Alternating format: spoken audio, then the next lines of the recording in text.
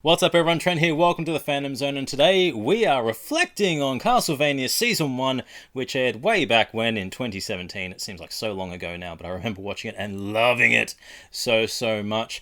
Written by Warren Ellis, creator extraordinaire. If you're not familiar with any of Warren's work, I strongly recommend you pick up some of his comic books. He has been known to be one of the greatest creators out there for Transmetropolitan, the Extremist run on Iron Man, Moon Knight, one of the best Moon Knight series ever written, where he's in that dapper white suit with the mask. Perfect. And Hellblazer, John Constantine. Pick up his work. He has this great understanding of characters and has a lot of themes in all of his work that make you really question everyday norms in society, and that is no different in this series at all, where we are obviously going to be talking about Christianity, focusing on Catholicism, and how that played a part in the 15th century, obviously in a made-up city of Wallachia, but all the themes are still relatable to this present day and deal with things that the church, has done in the past, burning witches at the stake, etc. for blasphemy and all that kind of stuff. It was a good time back then. But anyway, Castlevania Season 1, 4 episodes long only. That's the only... Actually, there's two things that disappoint me about the season, which I'll talk about later, but the 4 episodes, it did feel so short. It felt like a movie that should have been... that should have just been a movie, but they wanted to draw it out and seem like it was drawn out a bit more, and made them for basically 30-minute episodes, which... I'm not complaining because the next season is just as good. But Season 1, 4 episodes long, it set up the key characters and the key players extremely well. Particularly Richard Armitage as Trevor Belmont. I love this character. Richard Armitage is a great voice actor.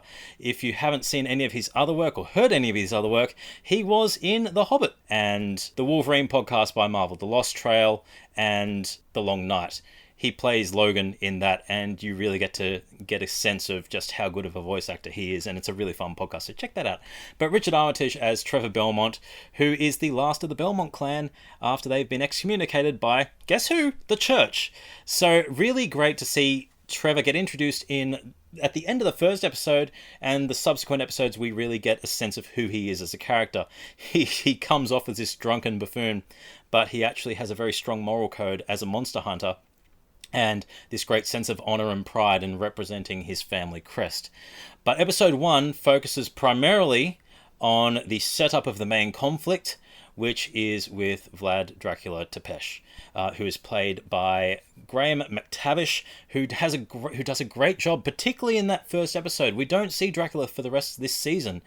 He does a great job setting up Dracula as this tragic figure. He falls in love with his wife Lisa. She's burnt at the stake, and that sets up the main conflict against the church. So whilst he is portrayed as the villain, or the primary villain and antagonist in the series, it's not exclusively his fault. And this is what I think Ellis does great in the script. He does a really good job of blending the church's responsibility for what happened to basically Wallachia and basically dooming them all, and that's weighed up nicely against Dracula, who didn't want to be on a murderous rampage against humans. He genuinely loved this woman, but we see what they did and how that impacted him, and basically he just goes full apeshit. It's really well done, very subtle. He's very softly spoken to begin with and playful with Lisa, particularly when she enters the castle. There's some playful banter, and that's what this series does really well. There's great humour undercutting some of the tension between the characters. And each character has a great dynamic. Trevor, who has a great dynamic with Cypher, and then later in another season, Adrian Tepesh, Alucard. And Lisa has a great dynamic with Dracula. So it's one of those things where the character interactions are almost as good as the animation and fight sequences themselves. So we get some really good banter and some excellent dialogue. Some of it is the cliche, it's over-explaining, over-exposition heavy, and you hear that and you're like, okay, they're setting up what a speaker is, for instance, and they're setting up how the conflict came to be. That's fine, that's expected in anime, but with 4 episodes, that is something that the dialogue was sometimes something that was a little bit left to be desired. But where this series really shone was the animation style and the music, the atmosphere and the themes that this even without the dialogue, just the visuals set up, having this music playing, whether it was chanting, whether it was symphonic themes playing, it all melded together to give this great sense of biblical proportions. And we get all these other themes playing as well, just through visual representation, which is obviously good versus evil, heaven and hell.